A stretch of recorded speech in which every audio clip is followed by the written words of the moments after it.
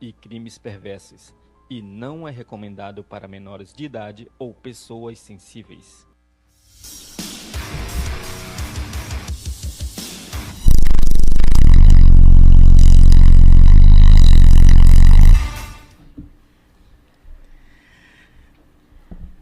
Oi, gente, boa noite, boa noite. Começando mais um Além do Crime, aqui comigo, Bruna Chagas, com Trícia Tadros. Boa noite, Trícia. Boa noite, Bruna Chagas. Boa noite, meu povo. Estamos muito alegres hoje, porque a gente vai estar recebendo duas pessoas, estamos recebendo... Duas celebridades, duas queridíssimas. Especialistas aqui, né? A primeira, quero agradecer novamente, a segunda vez dela aqui no podcast, a doutora Joyce Coelho. Muito obrigada por ter aceito o convite, viu, doutora? Sei que a senhora é muito ocupada.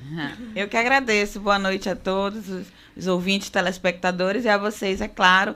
E é sempre bom a gente informar, porque tem essa ideia da gente sempre orientar, incentivar também uma denúncia. Correto. E isso é muito importante nos dias de hoje.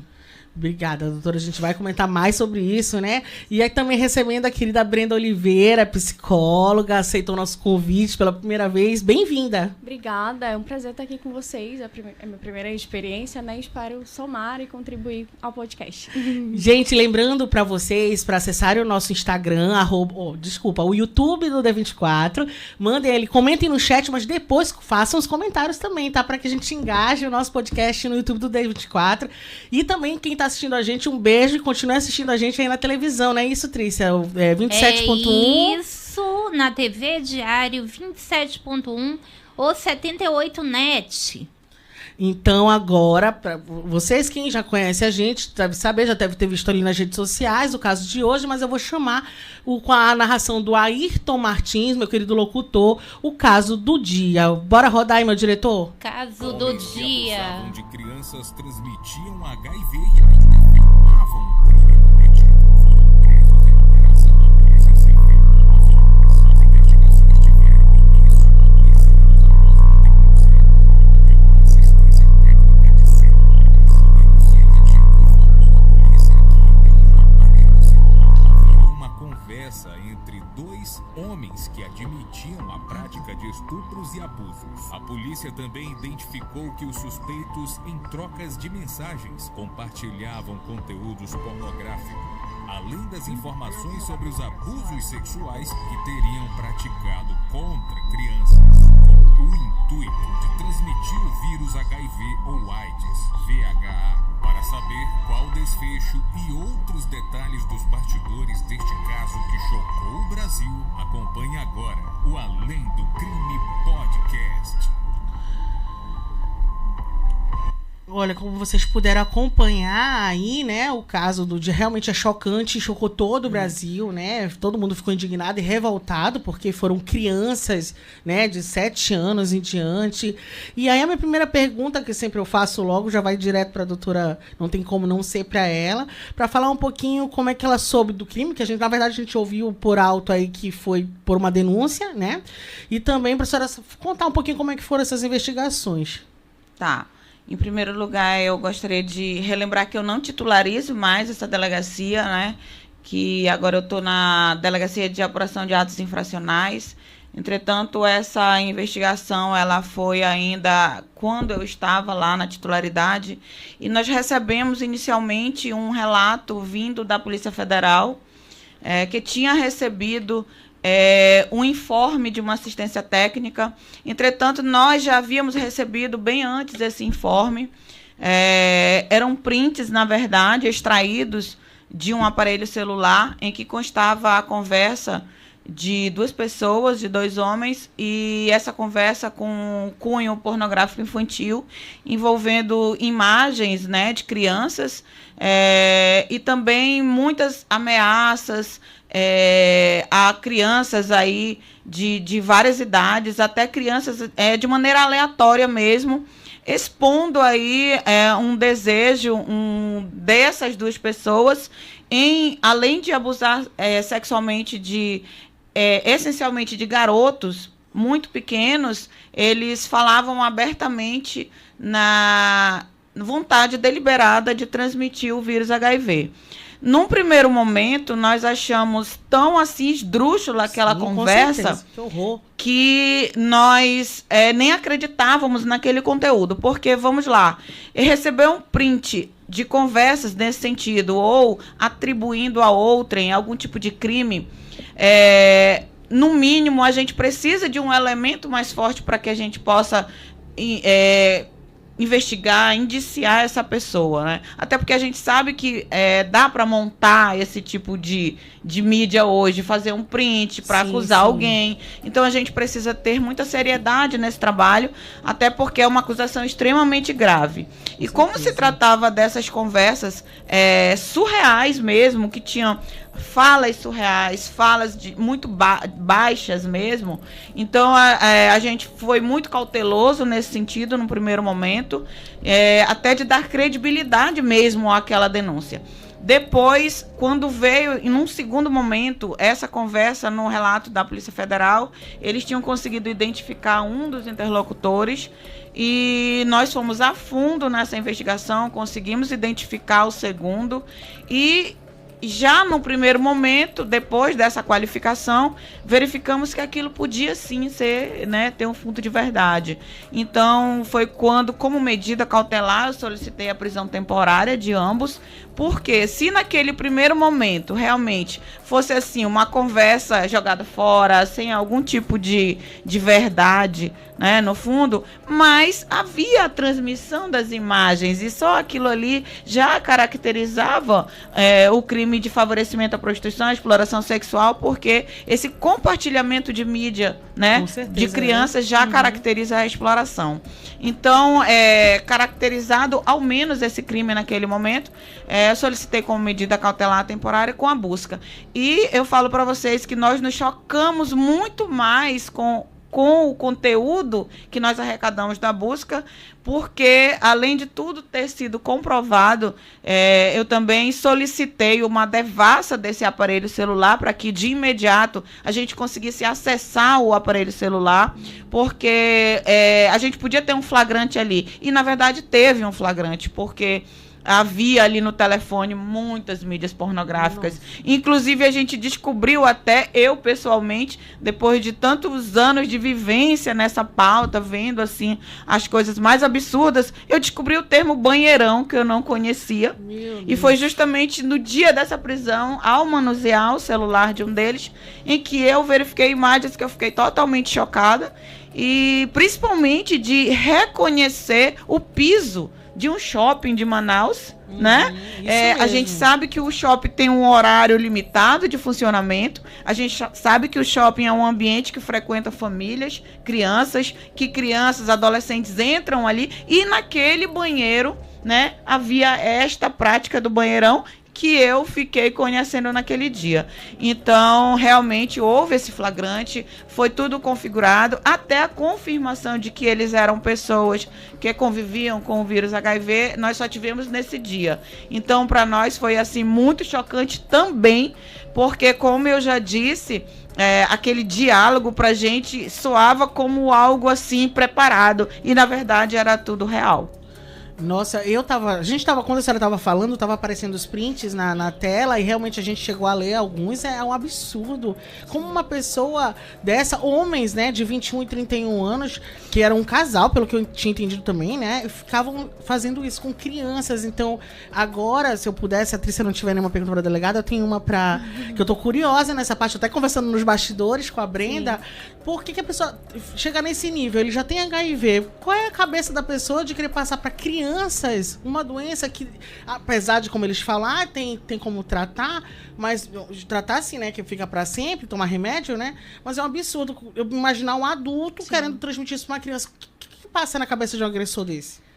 Primeiro a gente tem que entender que, para além da doença em si, existe um comportamento criminoso e pedofílico, né? Sim, sim. E olhando para uma perspectiva psicanalítica, a gente entende isso como uma perversão, né? Uma perversão no sentido de que são pessoas que não cumprem, obviamente, normas sociais e têm uma real satisfação em descumprir essas normas, né?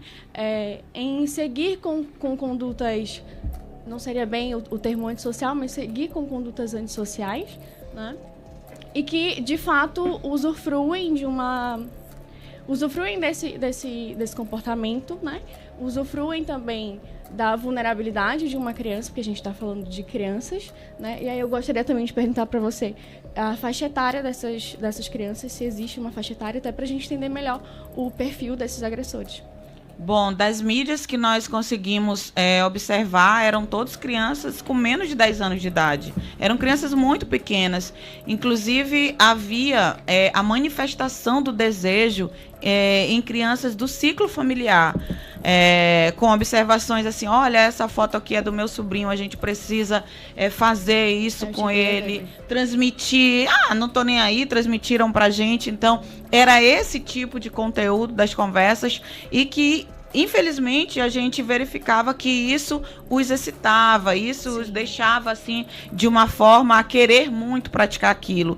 Marcavam encontros em banheiros de locais públicos, terminais de ônibus. Então, realmente eram fatos que nos chocavam, apesar da nossa vivência, né, nesse ambiente aí, nesse mundo de violência, ainda foi capaz de chocar não só a mim, como também os investigadores que atuaram no caso. Entendi, mas também, E quanto a essa questão da transmissão do vírus, a gente pode entender também a questão de que talvez, né, claro, né, partindo de um recorte muito pequeno daquilo que eu li, né, talvez essas pessoas, porque eram um casal, né, eram 2 pessoas, elas, na verdade, estejam tentando reparar algo em si, né? Um sofrimento psíquico. Porque eu vi um print, inclusive, que dizia, né? Me passaram, então eu vou passar para outras pessoas Sim. também. Então, no fundo, talvez tenha um sofrimento psíquico dessa pessoa, né? E ela projeta ali no outro o próprio sofrimento, causando dor no outro. Então, a gente pode entender como até uma vingança de forma inconsciente, né? Essa pessoa está infligindo o sofrimento no outro porque também está sofrendo e não sabe para onde redirecionar essa energia. E sobre, no caso a senhora falou que, por exemplo, deu para reconhecer o local, né? Tipo, o terminal Sim. ou o shopping onde eles se encontram. Eu queria saber se a senhora pode dizer se, por exemplo, o shopping poderia intervir de alguma forma. Eu não sei também como é que, né, poderia Sim. fiscalizar, será ou não? Que ali só quem entra ali geralmente são as pessoas, claro, os transeuntes, Sim. né? Mas também os que vão limpar as pessoas. Mas também não é para eles isso, né? Claro, claro. A prática do banheirão é uma prática muito antiga na comunidade gay, tá? Tá bom? A prática do banheirão... Peraí, deixa eu ir.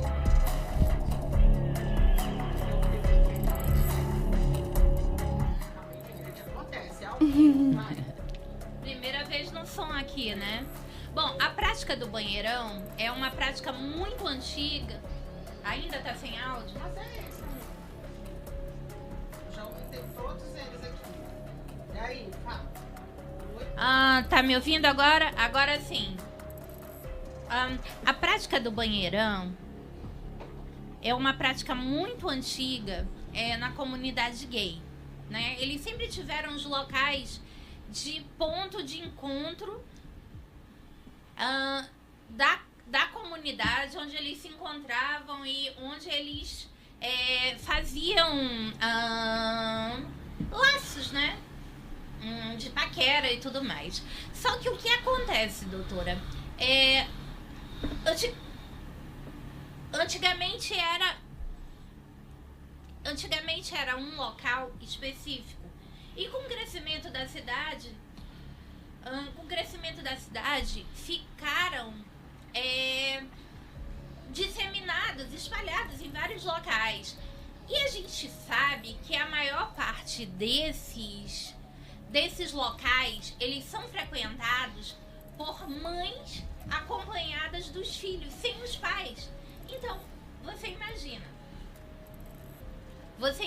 que uma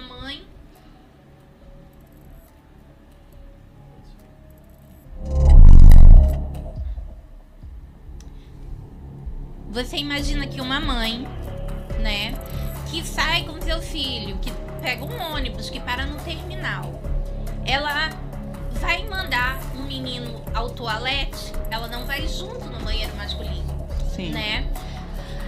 Qualquer local público, shopping, enfim, ela manda a criança sozinha. Alguns shoppings já criaram os espaços família, né? Onde pais e mães e enfim, sexo diferente, o pai vai com a filha, a mãe vai com o filho. Mas eu acho que durante esse momento em que ainda não tinha se criado os espaços família e que os banheirões começaram a disseminar, eu acho que meio que eles perceberam a oportunidade ao ver que essas crianças se encontravam utilizando o banheiro público sem supervisão de um adulto. E aí, além de ser uma forma absurdamente cruel, existe alguma maneira de se supervisionar esses banheiros, esses ambientes públicos? Bom, na realidade, nessa investigação em si, muito do que a gente extraiu, do que vinha na denúncia inicial, tinha acontecido há 2 anos, nesse período anterior. Inclusive, eles eram um casal na época e agora, quando da operação, eles não eram mais um casal, mas admitiram todos os fatos. Na verdade, eles até deram bastante informações, colaboraram muito nesse sentido, de confirmar, até porque a gente estava ali com aquele celular apreendido, não tinha muito o que negar. Com relação ao shopping, especificamente, o que foi identificado, não consegui verificar nenhum tipo de responsabilidade. A gente sabe que a gente não tem câmeras nesses espaços privativos, né? Sim. Então, assim, eu acredito que era um movimento muito calculado de quem fez aquilo, até porque se uma outra pessoa entrasse ali e não compactuasse com aquilo, certamente haveria a denúncia. E não foi, né? Não houve. Então, talvez não tinha essa frequência toda, talvez, assim, foi uma coisa muito isolada. Como você disse, tinha os lugares específicos desses encontros. Então, com certeza, não teve nenhuma denúncia anterior, porque senão o shopping tinha, sim, tomado alguma providência com relação a esse fato. Doutora, a outra coisa que me chocou mais foi o fato de um dos indivíduos prestar serviço numa unidade de atendimento de saúde infantil. Perigo. Tem algum relato dele ter praticado algum crime dentro da unidade de saúde? Bom, depois da qualificação dele, essa foi a nossa maior preocupação. Porque ele trabalhava como técnico de enfermagem num pronto-socorro infantil, né? Então, isso nos causou, assim, um pânico mesmo. E pelo que eu vi, desculpa lhe interromper, mas parece que ele não era contratado, ele era, tipo, voluntário, alguma coisa assim. Exatamente. Tipo, não tinha como ter os registros de quando ele esteve presente e quando não esteve. Isso, ele se identificava dessa forma, né? Inclusive, nós recebemos os responsáveis pela unidade de saúde que ele prestava o serviço. Eles ficaram também muito interessados em fazer esse tipo de apuração interna, né? Que isso preocupa realmente todo mundo. Quando ele foi preso, ele não estava especificamente atuando nessa unidade, ele estava como cuidador de uma pessoa idosa, então ele prestava serviços assim, dessa forma. Menos mal, né? E nós não recebemos nenhuma denúncia de alguém que tenha sido abordado por ele durante aí a profissão. Até porque é um pouco difícil, né? Porque são crianças muito pequenas. Não, e a minha preocupação também é a contaminação de agulhas, né? Sim, de objetos sim. perfuro-cortantes e depois carimbar com o sangue dele mesmo e Sim, injetar sim. nas crianças. Sim, já que essa era uma vontade deliberada, mesmo que eles tenham negado durante o interrogatório, eles negaram que era só uma brincadeira que eles falavam. Mas assim, se não havia nenhum tipo de preservativo, se não havia, eles não estavam fazendo o tratamento. Olha, ainda tem isso. Ainda tem isso, doutora? Eles diziam e a gente questionou na hora, né? Então, inclusive, a família de um deles nem sabia que ele era portador. Doutora, desculpa, Patrícia, doutora, é o que agora eu fiquei pensando. A Patrícia falou dos banheirões e tal, mas assim, eles chegavam pelo telefone com as crianças, é isso? Por exemplo, uma criança de 7 anos, como é que eles abordavam? Eu acho que eles abordavam... Aleatório. Abordavam no próprio toalete. Isso, aleatório. Pro reservado. Gente, que absurdo. Abuso mesmo. Aleatório, exatamente. Provavelmente chamavam, olha, quer ver esse joguinho, alguma coisa que eu fico pensando numa criança de 7 anos, né? Uma das vítimas. Então, assim, pra mim é um absurdo. Mas é dessa forma. Aleatório. Tipo assim, hoje vamos sair pra gente ver se a gente pega algum garotinho. Assim, dessa forma. Infelizmente. Então também não existe um biotipo, digamos assim, uma característica física. Acredito que existia o etário. Porque tudo que a gente pegou realmente era com meninos e o sexo masculino das crianças, né? Meninos e muito pequenos. Muito pequenos. O que eu acho, assim, completamente... uma questão a ser avisada aqui a todos, né, que se relacionam sexualmente com qualquer pessoa de qualquer gênero, é muito importante você perguntar, mesmo que já tenha começado a existir os coquetéis, o PrEP e tudo mais, você que é portador do vírus, você tem por obrigação avisar o parceiro que você tem aquele vírus. E você que não é portador, por favor, não tenha relações sexuais com ninguém desprotegido antes de você pedir todos os exames, né? Aqui nós estamos falando do caso de crianças que não podiam se defender. Mas quem puder se defender, quem tiver idade suficiente, não tenham relações sexuais desprotegidas. A gente vem de uma época, Bruna Chagas, doutoras, onde as pessoas morriam de AIDS, então se preveniam. Hoje a juventude, como a AIDS já não é mais uma ameaça de morte, eles não estão se prevenindo. E eles estão contraindo, não só o HIV, eles estão contraindo doenças que na nossa época a gente já achava extintas, né? Ou raras.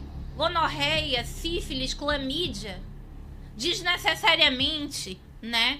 A relação sexual desprotegida é só depois de muita verificação de saúde, não é, gente? É isso mesmo. Aproveitar aqui o recado da Trícia, lembrar vocês que a gente está ao vivo pela televisão, pela Record News Manaus e também pelo YouTube do D24AM. Então, mandem as perguntas aí no chat ao vivo e depois comentem para engajar o nosso podcast, né? Que tá agora na 3ª temporada e a gente quer trazer sempre esses casos também para alertar. E a minha próxima pergunta já vai para Brenda. Vou aproveitar e dizer assim, eu queria que tu falasse como a atriz tá falando, mas pros pais. Por exemplo, eu tô levando meu filho. Eu, por exemplo, se eu tivesse filho, eu ia ficar com medo de levar no shopping. Ou, sei lá, necessidade de a gente ir no terminal, por exemplo, né? Pegar um ônibus. Como é que a gente pode orientar uma mãe e um pai desse? Pra que o filho não sofra isso? É uma orientação, infelizmente, que é bem básica até, né? Infelizmente, a única recomendação que a gente tem é que realmente que as mãezinhas não deixem os filhos sozinhos, se possível, né? De preferência, se for menino, ter seja o seu parceiro ou um outro familiar que também acompanhe, né? Se for menina, que a própria mãe ou alguma outra familiar do sexo feminino também acompanhe. Mas olha só, vamos, doutora Brenda, observar a malícia deles. A prática do banheirão é antiga, a gente sabe, era um ponto só, se espalhou. Tá, quando os shoppings começaram a ter o espaço família, né? Que não tinha mais a necessidade da criança ir sozinha, eles começaram a ir para onde? Para os terminais de ônibus, porque não existia esse espaço família. Então a gente também queria fazer um apelo aqui à municipalidade, né? Com certeza, a gente também está falando de questões de segurança pública. Espaço família, né? Correto. Nos terminais de ônibus, né, doutora Brenda? Com certeza. Doutora Brenda, isso poderia ser caracterizado como uma vingança, um ato de vingança? Como eu falei anteriormente, a gente, a partir de um viés, né, psicanalítico, a gente pode entender sim como um desejo inconsciente de vingança, como eu falei, né? Se eu não posso atacar diretamente aquele que me agrediu, eu vou atacar uma criança indefesa que não tem tantos recursos assim. E por falar nisso, né, criança indefesa, o trauma que fica, por exemplo, aconteceu isso, geralmente com certeza vai chorar, vai mostrar pra mamãe, né, de 7, 8 anos. Como é que fica a cabeça dessa criança? E depois, claro, pra mãe procurar ajuda, denunciar e procurar psicólogo, porque tem que ter ajuda, certeza, né? tem que ter ajuda. Bom, um dos maiores indicativos ou vestígios, se assim posso dizer, é com certeza a questão da autoestima, da própria autorrepreensão, né? A criança tende a ficar mais isolada. Se era uma criança muito agitada ou muito falante, ela tende a ficar mais reprimida. Então, são pequenos sinais, né? São pequenas mudanças no comportamento que vão acontecendo e que a gente precisa realmente ficar atento. Entendi. E aí, inclusive, eu ia até fazer uma colocação, né? Porque ela falou das questões situacionais, né? É importante a gente deixar claro que, no senso comum, a gente entende que toda pessoa que comete algum tipo de crime sexual com crianças é um pedófilo, certo? Né? Dentro da psiquiatria, da psicologia forense, e também dentro do nosso manual diagnóstico de transtornos mentais, a gente entende a pedofilia como um transtorno parafílico. Sim, sim. Né? Explica bem para as pessoas entenderem. A gente já entende que a gente entende aqui da área Perfeito. do serial killers, né? Das coisas Sim. que a gente ouve. Mas explica bem direitinho para as pessoas entenderem. Ótimo. Senão não vão brigar com a gente aqui na internet. Ok. Então, o transtorno de pedofilia, ele está descrito no nosso manual, né?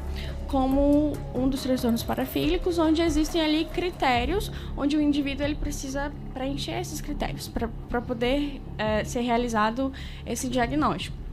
Então, a gente precisa que esse indivíduo ele tenha uma necessidade real de contato com algum tipo de pornografia infantil, né, algum tipo de conteúdo pornográfico infantil, por um período de pelo menos 6 meses. Né? Então, esse seria um dos critérios mínimos.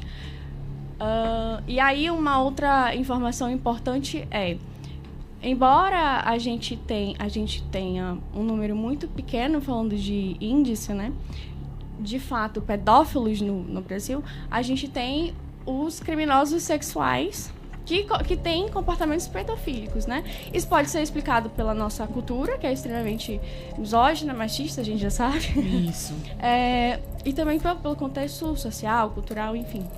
E aí, no caso deles, de novo, né, fazendo uma análise apenas por um recorte, a gente pode identificá-los como um tipo de pedófilo situacional, né, como ela falou. Dentro do banheiro do shopping já não era mais possível e aí eles foram migrando, né? Tanto que não existe um perfil biotipo, né? Falando de Doutora Brenda, desculpa claro. interrompê-la, mas tanto não existia um perfil que aqui na tela diz, nos prints, quer passar pontinho, pontinho para um casado, amor? Quero. Ou seja, não existia um perfil mesmo, né? Sim. Porque até adultos e mulheres, né? Porque o casado com certeza iria contaminar a esposa. Olha só, o desejo deles era realmente de vingança, de contaminar famílias, né? Digamos assim. Né? É uma coisa surpreendente aqui. Né? Exatamente. Quando a gente fala de pedofilia, a pedofilia é um conceito clínico, né? Então a gente precisa realmente de muito estudo para definir quem é ou quem não é. Então é um erro quando se fala pedofilia é crime, não é, tá? Não tem esse crime no Código Penal, tá? É um comportamento, né? Então eu digo a vocês que de toda a minha trajetória, eu acredito que eu só realmente me deparei com 2 pedófilos, né? E um deles era realmente, ele só conseguia ter atração sexual por crianças, não por nenhuma outra pessoa. E realmente ele botou para fora essa experiência e a gente comprovou realmente durante, e foi aberto ali um incidente de insanidade mental para que ele pudesse comprovar. Então é muito difícil, nem todo pedófilo é um abusador, né? Exatamente. E nem todo abusador é um pedófilo. Então isso a gente até tem muito cuidado nesse sentido, para que essa alegação não vire uma exclusão de culpabilidade. Para que o malandro lá não vai dizer, eu sou pedófilo, eu tô doente e vou aqui, né, contratar um advogado para eu me livrar. Então a gente precisa ter muita cautela com esses conceitos também por causa disso. Se a gente tiver um tempinho, eu também tenho uma pergunta para a doutora Brenda. Temos todo o tempo do mundo. Pode perguntar. Aqui é um bate-papo, é podcast. A gente pode perguntar, vamos conversar. Pode fazer, doutora. Vontade. Bom, quando a gente lida, né, com esse enfrentamento à violência, em específico à violência sexual, a gente não pode nos ater apenas em alguns pontos, né? A gente precisa pensar fora da caixinha. Tipo, eu vou prender, né? Como se só a punição, a responsabilização fosse o suficiente, né? Eu preciso encarar que eu preciso trabalhar tanto com a vítima, né, para que ela possa, a criança e o adolescente principalmente, que estão em fase de desenvolvimento, que estão se transformando em pessoas. Então eu preciso trazê-las daquele lugar de sofrimento, de dano, para que ela possa se desenvolver e ter uma vida normal. Mas também eu preciso ver o criminoso, a pessoa que cometeu o crime. Porque o que adianta eu encarcerar uma pessoa que tem um transtorno, se quando ele sair ele vai cometer o crime e o ciclo de violência vai continuar. Então a gente precisa desse tipo de olhar mesmo, de política pública mesmo, tanto para a recuperação da vítima, porque não é suficiente o encarceramento. E a própria sociedade hoje, ela tem esse instinto punitivista, como se bastasse. E não basta, né? Porque o que adianta eu fazer isso quando aquela pessoa sair de lá, ele é igual esses abusadores intergeracionais, que abusa do filho, abusa do sobrinho, aí fica velho, abusa do neto, né? Quando a gente recebe a denúncia, o cara tem 80 anos de idade e já abusou uma vida inteira de um bocado de gente, familiar, né? Então, assim, aí eu queria saber dela se há mesmo uma recuperação para esse tipo de pessoa, até para que ele não volte a praticar os crimes. Olha, não posso afirmar se há uma recuperação 100%, né? Mas há possibilidade de intervenção, né? Óbvio que aí a gente tá falando de com toda a certeza do mundo, no caso de um pedófilo, um acompanhamento contínuo, porque como todo e qualquer transtorno, não há uma cura, né? Mas há o que a gente chama de remissão de sintomas. Então essa pessoa ela precisaria ficar em acompanhamento. E aí um outro ponto, né? Você falou de políticas públicas. E aí, para além das políticas públicas, hoje, porque eu trabalho também na Secretaria de Administração Penitenciária, vendo a realidade, né? E por estar inserida no meio e também por todos os estudos os quais eu faço, a gente entende que há uma carência muito grande de pesquisas que perfilem esses comportamentos. Não só o comportamento do criminoso sexual, mas todos os outros. Até para que ajude a polícia, né? Os serviços de inteligência a identificarem vítimas em potencial, agressores em potencial e toda essa questão da vulnerabilidade, né? Não sei se respondi a tua pergunta, mas... Esse ponto, inclusive, foi um ponto levantado pelo Dr. Christian, nosso perito criminal. Né? Ele é maravilhoso. Na entrevista que vai ao ar, essa questão que a doutora Brenda falou, da ausência de pesquisas, né?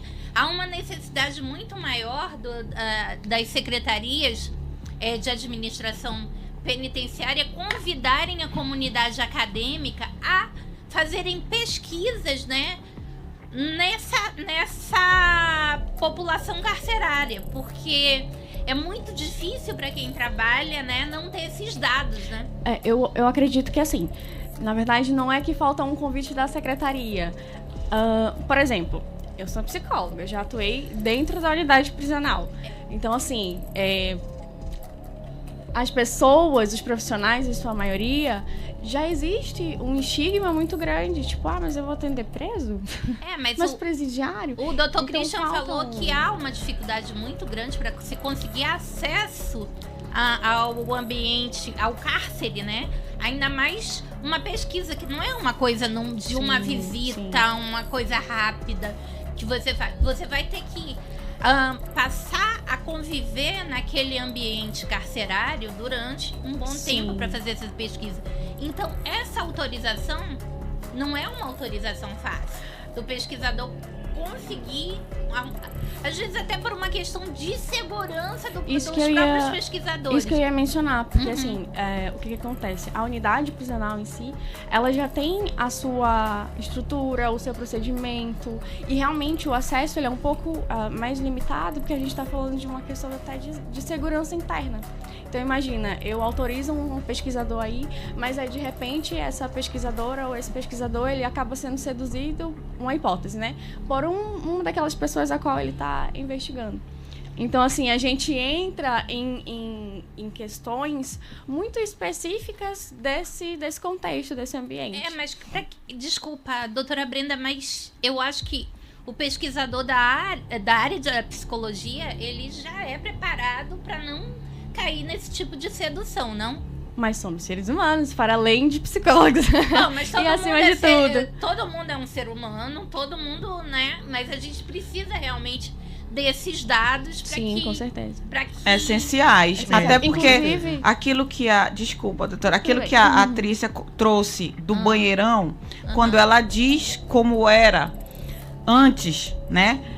Do Espaço Família e como eles migraram para um outro lugar, isso aí é o aperfeiçoamento da mente criminosa. Sim. O criminoso, ele vai se aperfeiçoando conforme você não vai atacando aqueles pontos. Quando você faz análise de um criminoso em série, é isso que você observa.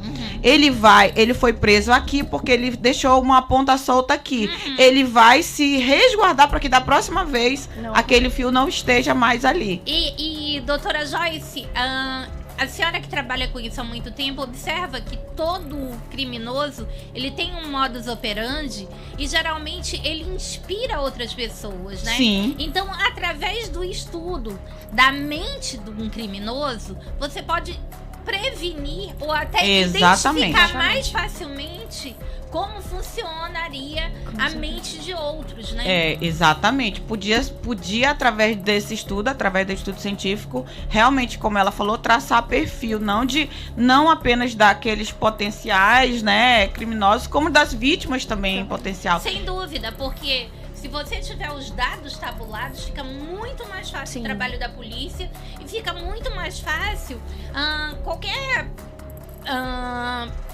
divulgação dos fatores de risco que podem ocasionar, né, a facilidade para essas mentes criminosas, não é isso, doutora? Exatamente. Eu acho que não é uma dificuldade local, né? Essa ausência de pesquisa. Que eu ia mencionar.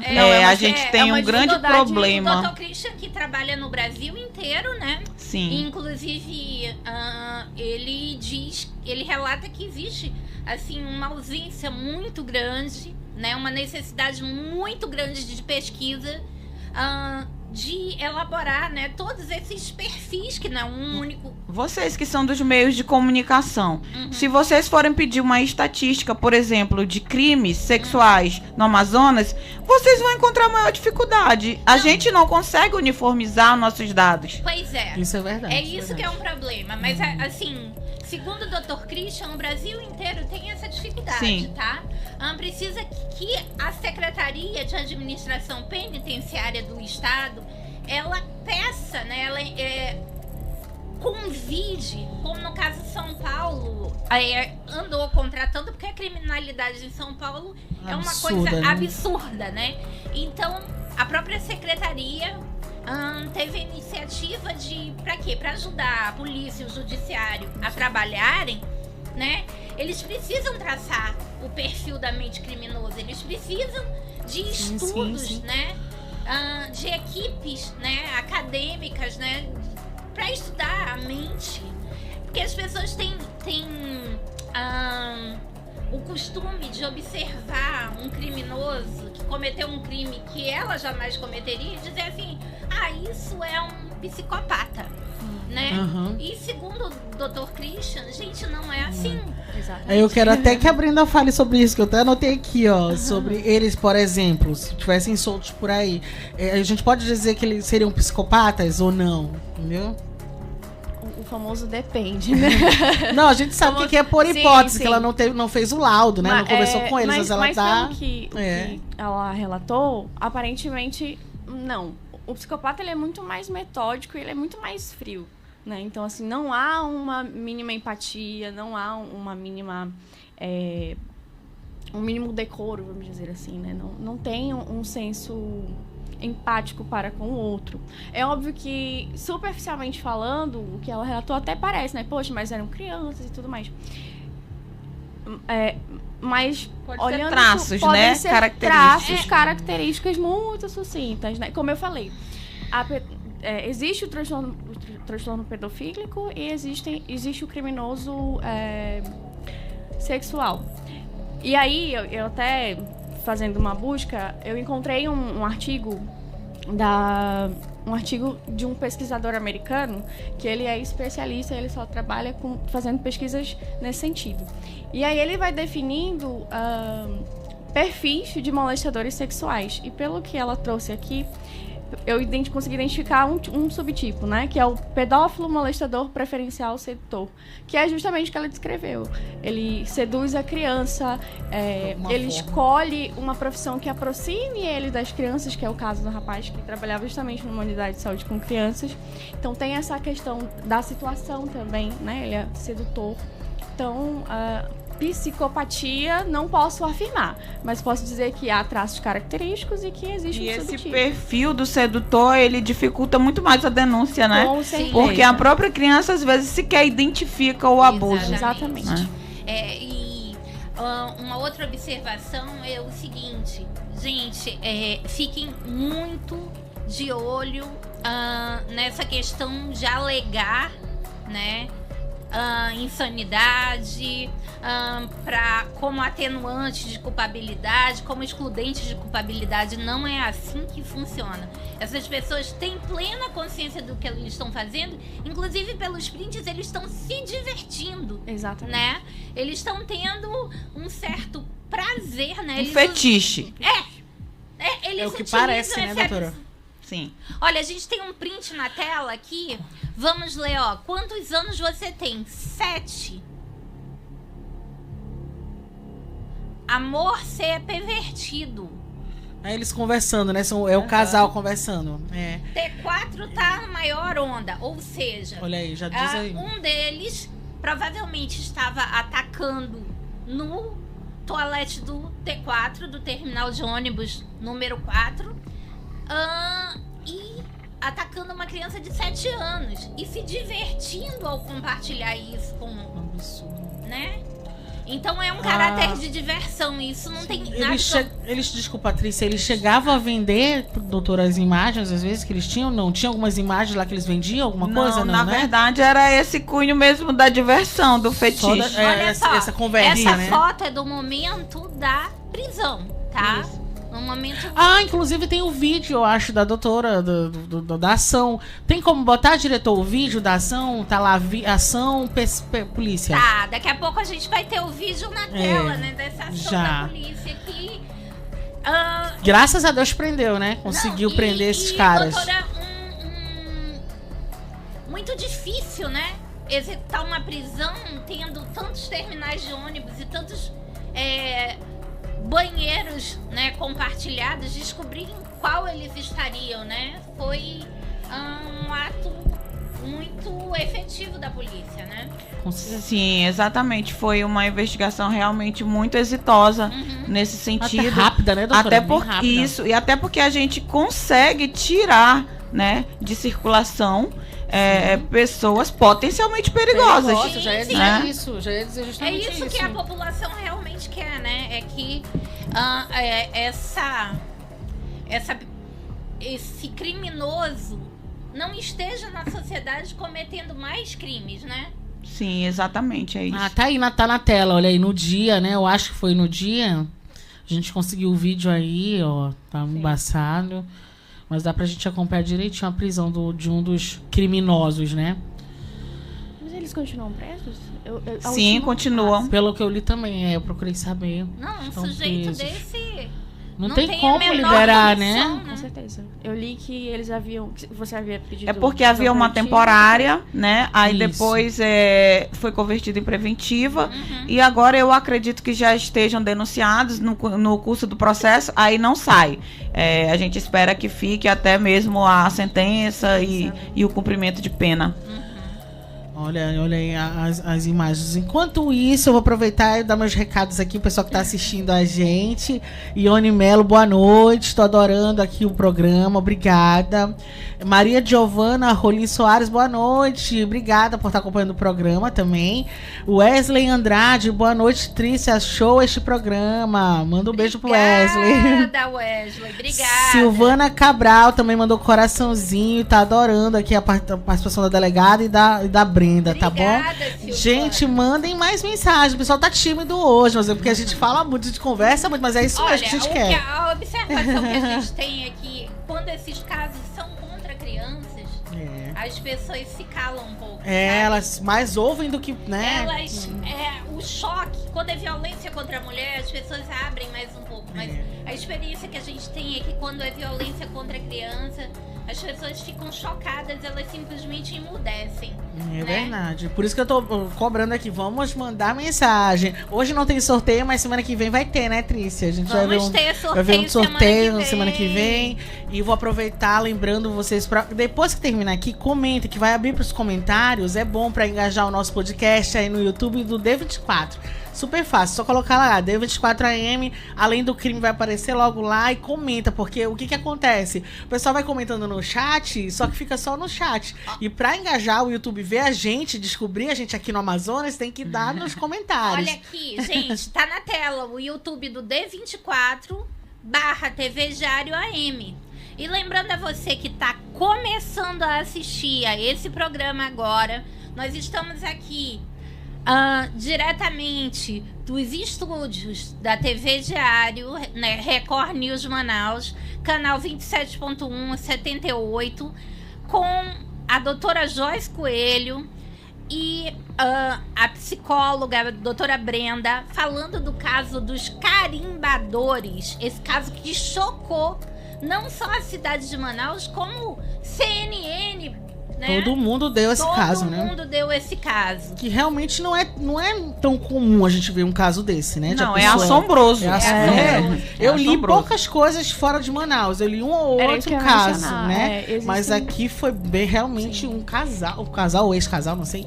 Mas enfim, né? Realmente choca. Não, na hora que a casa cai, não existe mais casal, né, doutora? Aí eu queria que a doutora comentasse agora. Eu sei que um pouco, não fugindo, mas assim, que ela tinha comentado também desses casos familiares. Sim.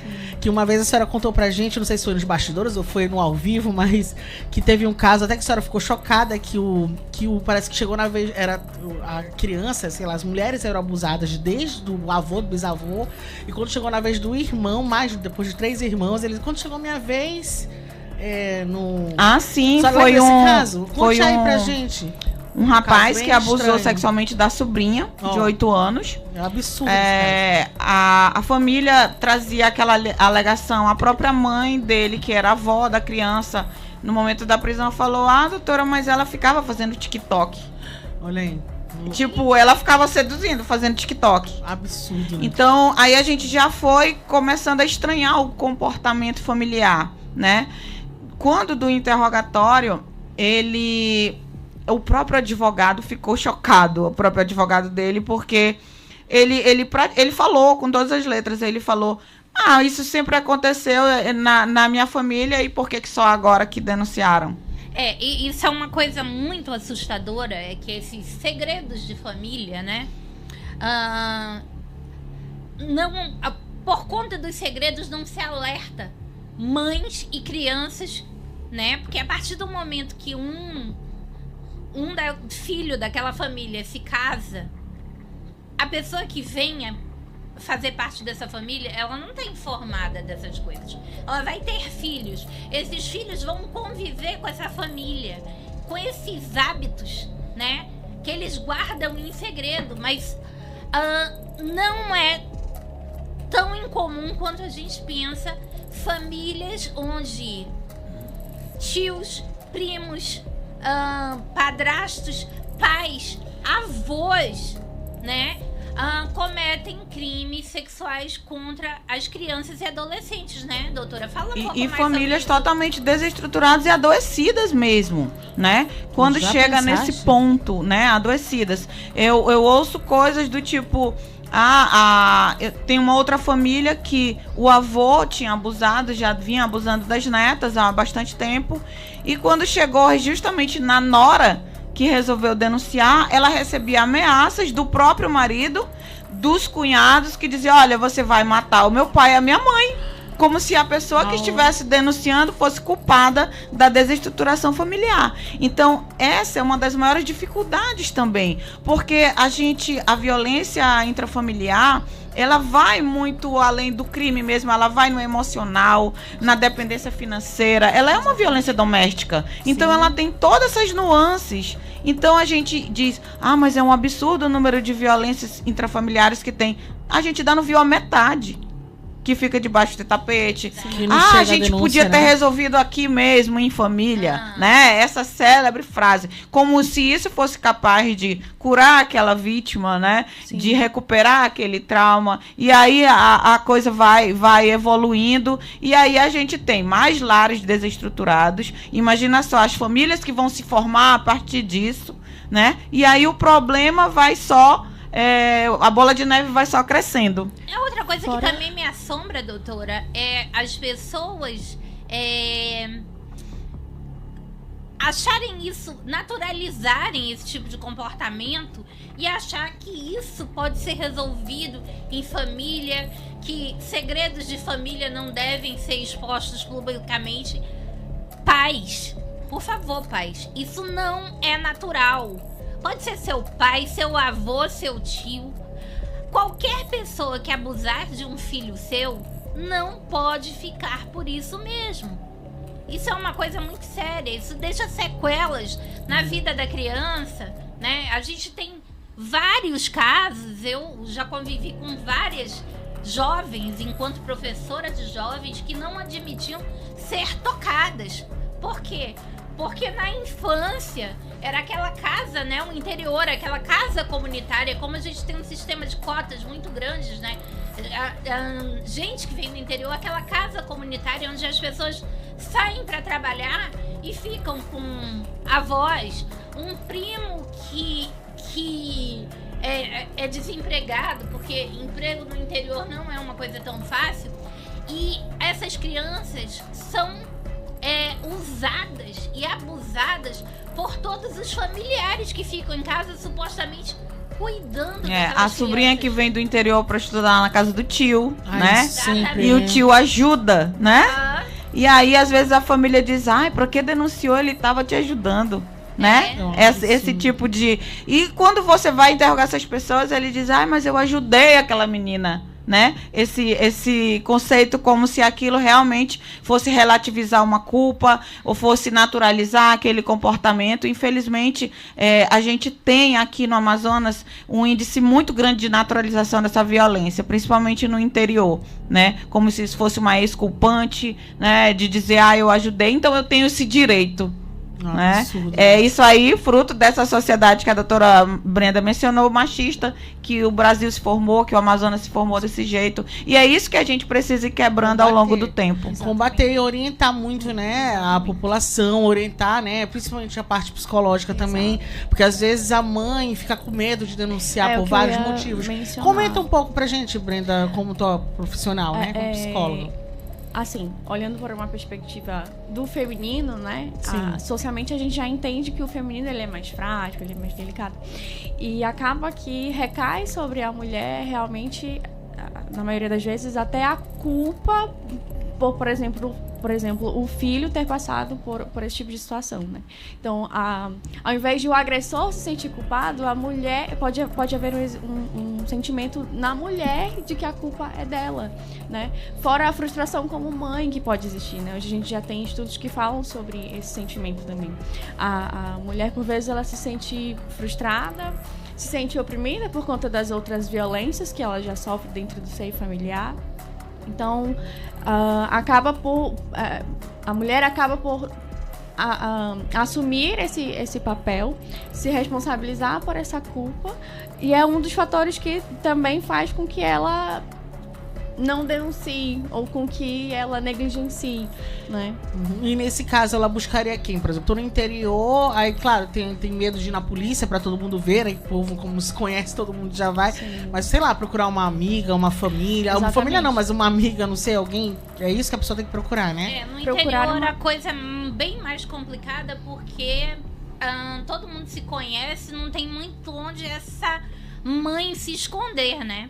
E o interior ainda tem muito essa cultura, pasmem, doutora, a senhora deve ter conhecimento, do padrasto que ajudou a criar se achar no direito de abusar das enteadas e dizer pra mãe, eu criei, eu assumi essa responsabilidade, eu tenho esse direito, você vai ficar aí gritando, esperneando sozinha.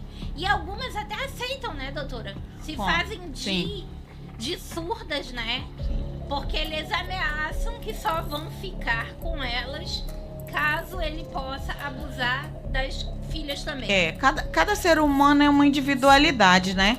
Assim como cada pessoa reage à violência de uma forma, muitas dessas mulheres que, como a Brenda citou, elas, talvez por ter sido vítimas dessa violência e não ter tido essa cura, não ter tido essa ajuda psicológica, elas naturalizaram aquilo. Sim. E não é incomum a gente escutar a célebre frase, a mãe diz bem assim, eu aguentei, por que você não aguentou? Você poderia ter aguentado em nome da família. Então a gente escuta muito essa frase. Exatamente, doutora. Agora eu me recordei aqui da nossa querida, saudosa Palmirinha, que era aquela... Da cozinha, aquela comida. Né? fofíssima, né? Que tinha um programa de culinária. Ela dava entrevistas dizendo que a mãe dela a tinha vendido, né? Para um sujeito rico lá da região. E que quando ela chegou e entrou no quarto dela, numa casa humilde, o sujeito estava lá esperando por ela.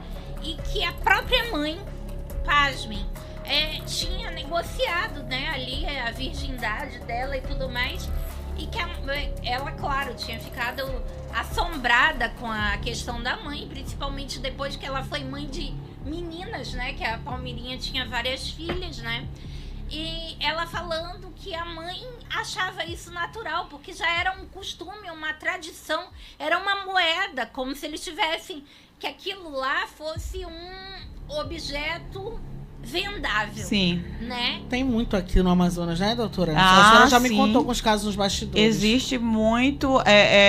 Existe até aquela mãe que ela culpa a filha, ela tá tomando o meu marido. Aí quando você vê uma criança.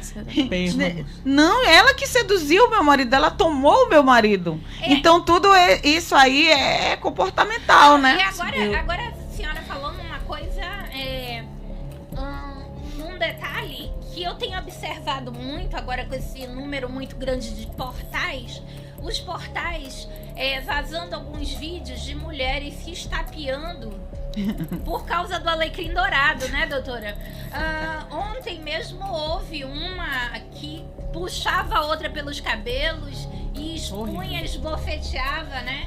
Por causa desse alecrim dourado. Gente... A nossa classe é muito desunida. Isso que eu ia mencionar. Não podemos. Eu estamos quero... desunidos. Tá tão raro homem assim para as mulheres estarem se estapeando por eles? Não, sabe? Eu acho assim um absurdo. Ele é comprometido com você.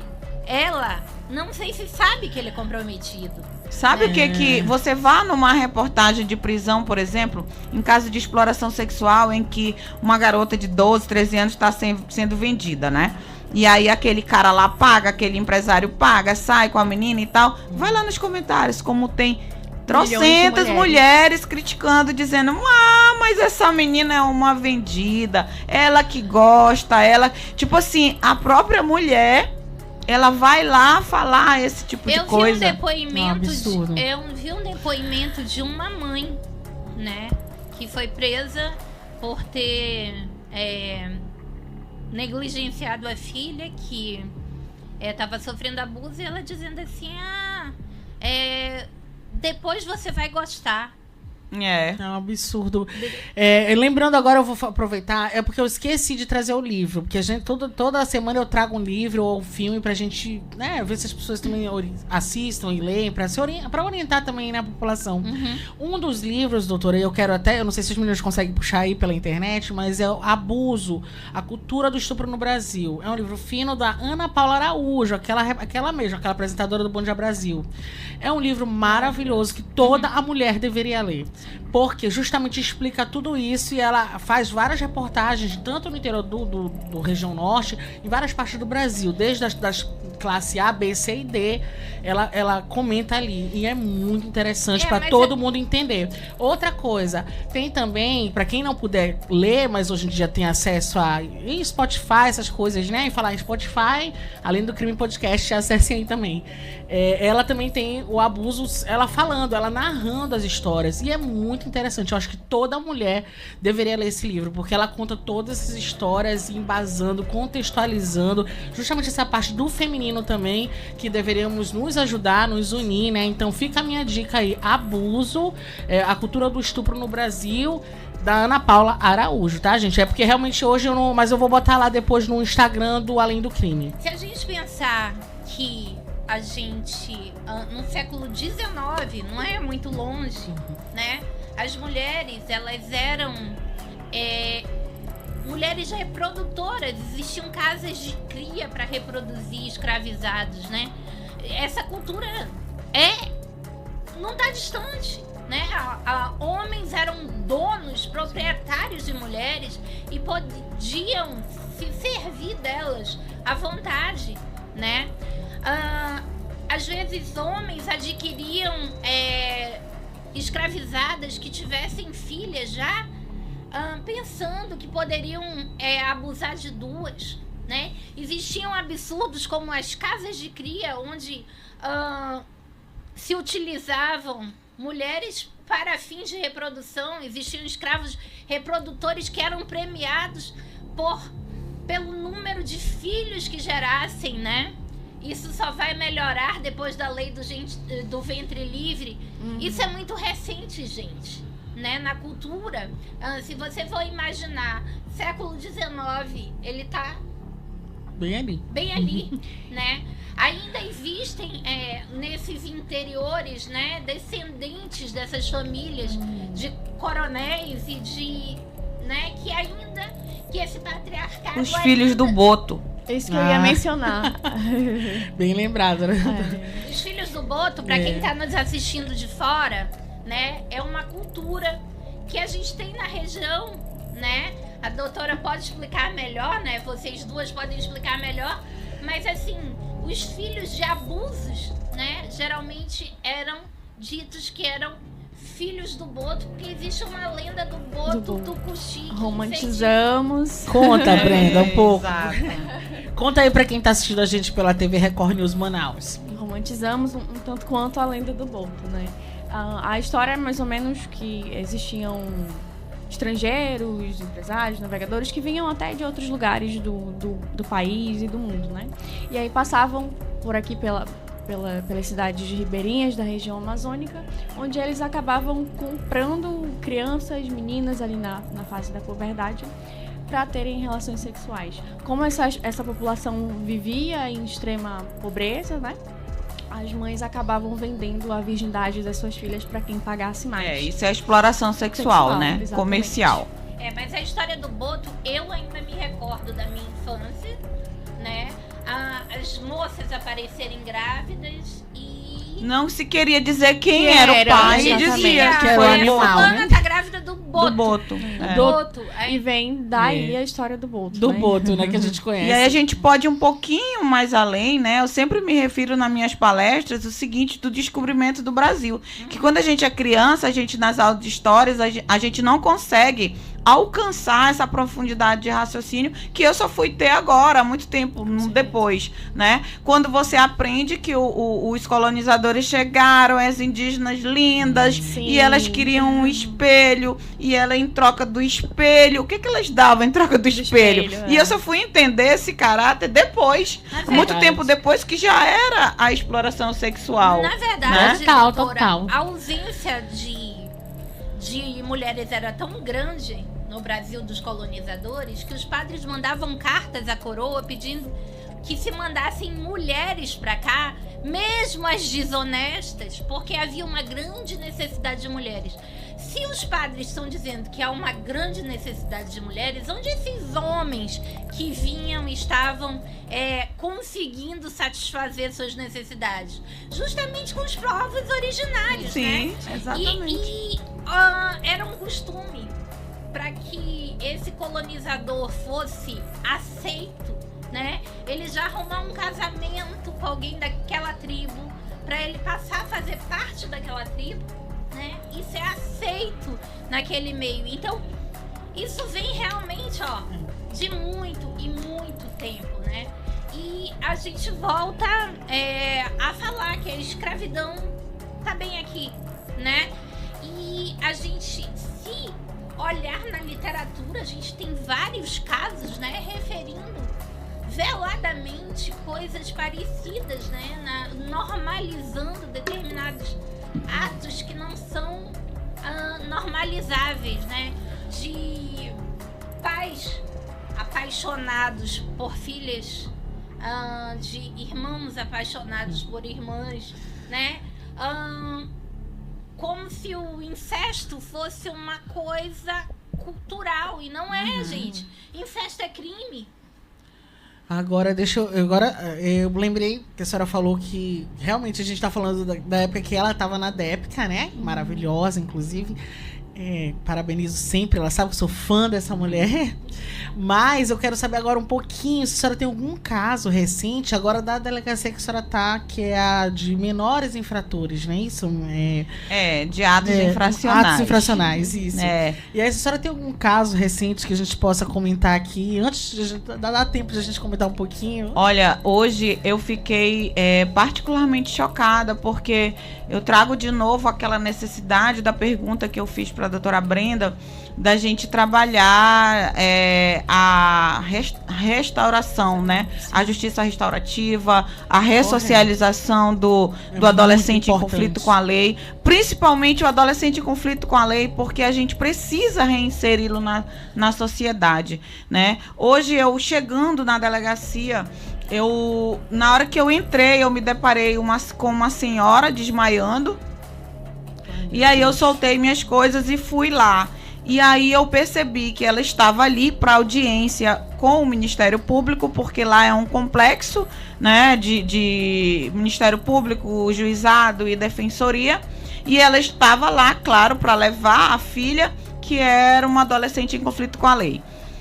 E ela lá, todo mundo, eu ajudei, e ela, acho que a pressão caiu, ela desmaiou, muito nervosa. E aí eu perguntei, quando ela melhorou, eu perguntei, ela disse que só estava nervosa. E aí eu olhei pro lado e a filha estava rindo. A adolescente estava rindo da situação. E eu, na hora, eu fiquei bastante chateada. E eu falei, por que você tá rindo? E aí depois eu fui saber que aquela garota estava ali por conta de uma ameaça na escola que ela tinha feito. Ela era fã desses ataques em escola, ataques terroristas, e ela tinha ameaçado, e era por isso que ela estava ali. E aí eu me preocupei, eu falei, tá, vamos ouvir para mandar pro MP. E aí ela disse, na hora questionado para ela falou, se eu tivesse uma arma, eu faria. E aí eu falei, não, ela tem algum problema. Se a gente não... O que a gente vai fazer? Se a gente não tratar, se a gente não tiver realmente um equipamento que a gente possa ofertar, a gente só vai demorar um pouquinho para que ela entre no sistema penitenciário. Exatamente. Porque o comportamento dela que tá dizendo aquilo. Se ela tava sorrindo com a mãe dela ali no chão, ela tava precisando de ajuda. Né? E aí a gente realmente precisa ressocializar o adolescente, né? E nesse contexto a gente tem outras nuances também, porque tem aquele adolescente que às vezes está ali por uma vulnerabilidade social, né? E tem aquele adolescente que está ali já também por conta desta personalidade já tendente ao crime. E a gente precisa diferenciar isso. Exato. Com Doutora, certeza, é eu queria importante chamar a diferenciar, atenção né? aqui para os pais que estão nos ouvindo. Isso bate muito com o que a Carla Albuquerque, né? Sim. Investigação criminal, que a gente tá chique, tá? Falaram com a gente lá em São Paulo. Nós entrevistamos Em em São breve. Paulo a Carla Albuquerque, né? É. Da investigação criminal. Ela tá trabalhando muito com o Discord. O Discord é uma plataforma de videogame, né? Onde as pessoas se comunicam, né? Então, doutora, preste bastante atenção, porque esses casos não são casos isolados. Isso é todo um grupo, né? Que eles chamam de panela. Essa moça provavelmente faz parte de uma panela. Verifique lá, peça para ela as senhas do Discord dela, porque provavelmente ela faz parte de uma panela que incentiva esse ataque às escolas. Sim. Isso é uma coisa muito séria. Pais, escutem, por favor, e anotem. Se seu filho joga videogame numa plataforma chamada Discord, tire seu filho do Discord imediatamente. E fique de olho, na verdade, né, doutora? Porque adolescente você tem que ficar olhando, é igual criança. Tem que ficar olhando toda hora, ainda mais na Adolescente. internet. E eles são mini hackers, eles sabem mexer em tudo. É, que eles vão lá rapidinho. Eles tudo no sabem celular. escolher, colocar os arquivos ocultos, Essa até geração, para né? escapar Sim. da fiscalização dos pais mesmo. É, tem que ficar de olho, E infelizmente. depois Ou prender também, dar um horário, né? Eu seria a mãe bem chatinha, dava um horário. É o controle parental, né? Quando a Exato. gente fala do crime virtual, é O horário, importantíssimo. nesse caso, gente, não é suficiente. Porque 1 minuto, quando você tá sob ação, sob comando de determinados adultos que estão lá travestidos de criança nessa plataforma, dando comandos para as pessoas, é muito complicado. Eu não teria o menor conhecimento, se não fosse conhecendo investigação criminal, conhecendo dessas Verdade. plataformas perigosíssimas. Isso aumentou muito depois da pandemia, porque as crianças inventaram maneiras de se divertir dentro de casa e os criminosos também inventaram maneiras de acessar Adoraram. as crianças, Sim. né?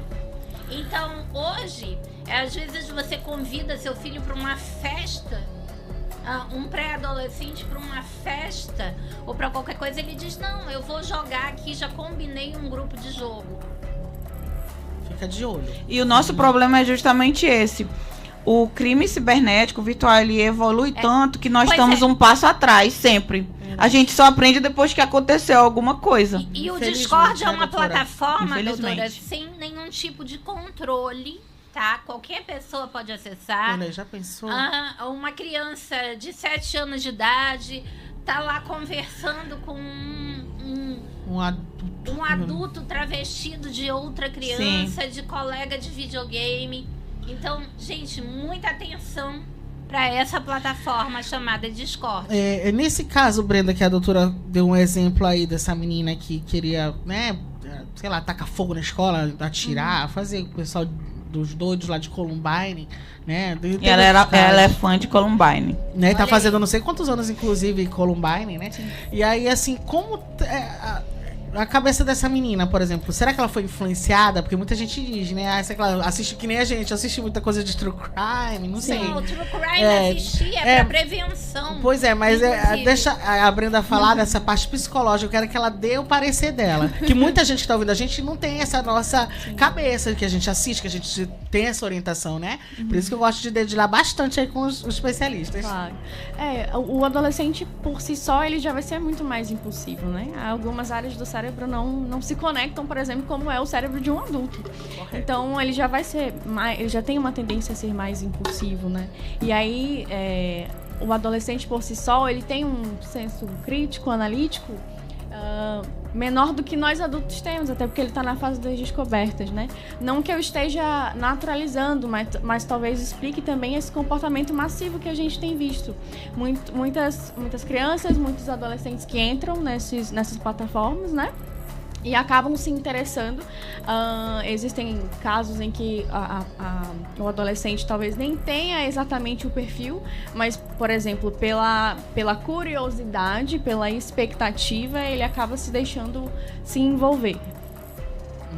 Por isso que a gente reforça aqui sempre a atenção dos pais mesmo, de todo mundo que tem criança ou adolescente em casa. Agora, nesses casos, os atos infracionais, por exemplo, já cometeu, meu filho, meu parente cometeu, sei lá, um primo, adolescente, tem que ter recuperação, né?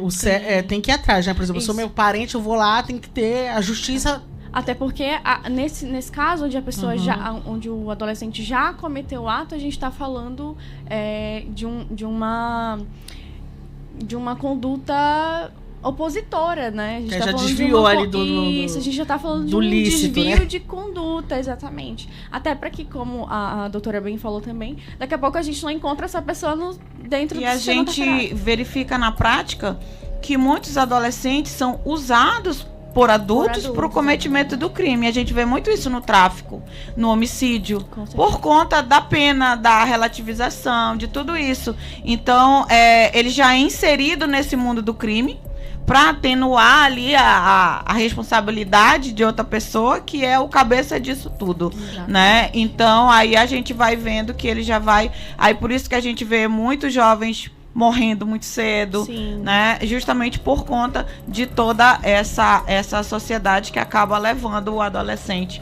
E a gente vê muito a desestruturação familiar mesmo, a falta de fiscalização, né, do adolescente, quando muitas vezes o pai percebe, já era, né? Já tá ali num caminho sem volta.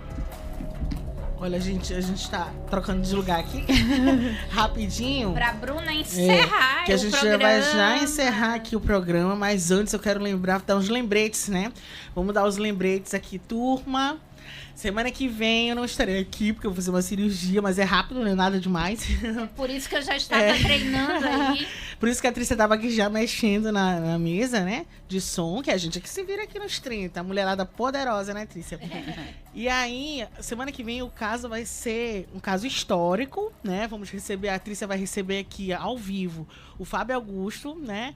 E mais um historiador maravilhoso, provavelmente o professor Aguinaldo, né? Mas em breve ela vai anunciar lá no Instagram. A gente vai anunciar no Instagram direitinho. E aí o caso é Aida... Eu esqueci agora. Não, vamos deixar um suspense. Deixa um suspense que eu esqueci. Mas a gente... É um caso muito... famoso aqui é da Área Ramos. Eu falei errado, mas é isso mesmo. Não, é porque tem um caso muito conhecido que é o da Aida Cury Nacional, né? Ah, entendi. Mas vai ser daqui mesmo, histórico e tal, vai ter um historiador aqui. É bem legal quando a gente fala desses casos antigos. E também... porque os casos antigos, doutora, eles servem de inspiração quando a gente conversa ou assiste alguma entrevista de um criminoso. Geralmente, eles revelam que eles se inspiram em algum... Né, doutora Brenda? Pode falar um pouco mais sobre isso? Sim, porque existe uma identificação, não só de criminosos, mas o ser humano em si, ele tem a necessidade de se conectar com o outro por algum motivo, por mais que seja um motivo torpe, né? Nesses casos que há essa identificação, mas existe. Então, quando se encontra... há essa identificação, há essa aproximação, voltando até ao tópico da questão do adolescente, né? Quando ele encontra alguém que dá luz ali às ideias dele, ele acaba por cometer o crime, né? Por cometer o ato. Então, agora a gente, levando agora pro final mesmo, a gente tá chegando ao fim, mas eu quero primeiro as considerações finais, né? Da doutora Joyce e também da Brenda, por favor, né? Agradecer já, claro, como sempre, a presença de vocês aqui no Além do Crime. Eu que agradeço, eu acho importante, eu adorei o bate-papo, eu acho importante as mensagens que ficam, né, da identificação do que está acontecendo, principalmente quando a gente fala muito do crime intrafamiliar, né, da falta de observação, de fiscalização, da sociedade entender muito mais de realmente não invisibilizar nenhuma conduta criminosa.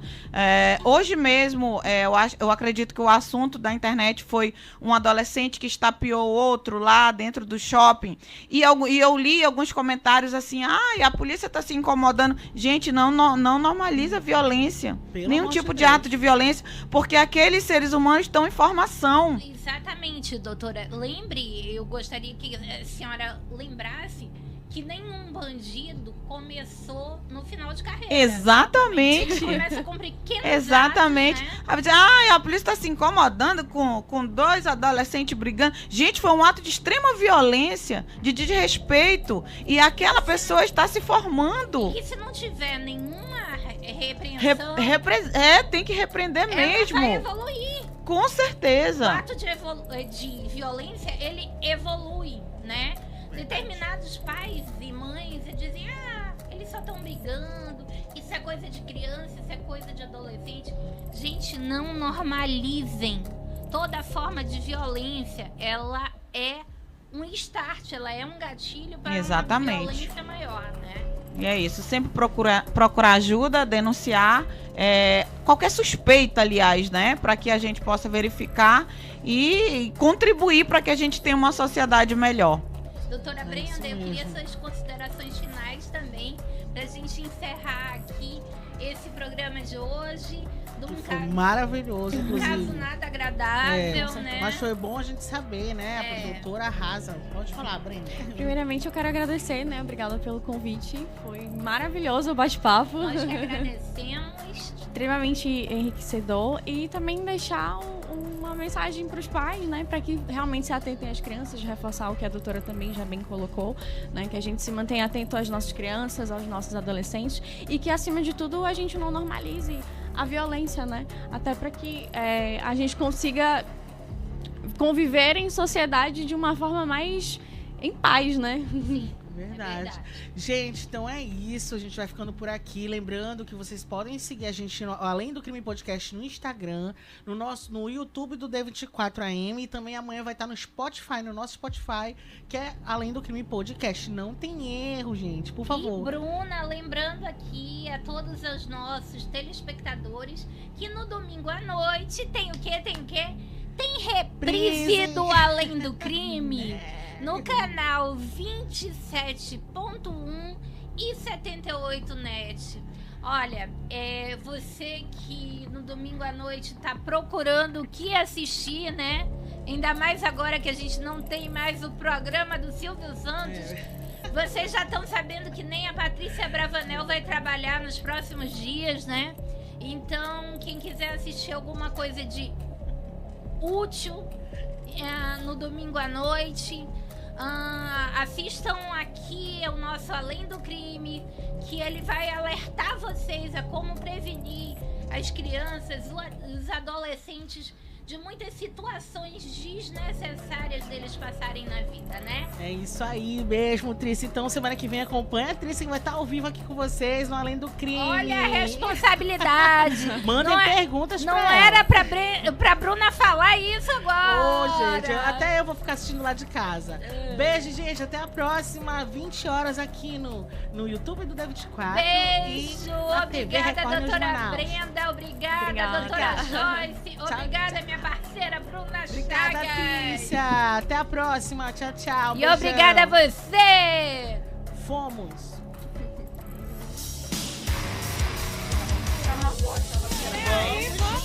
Eu tava...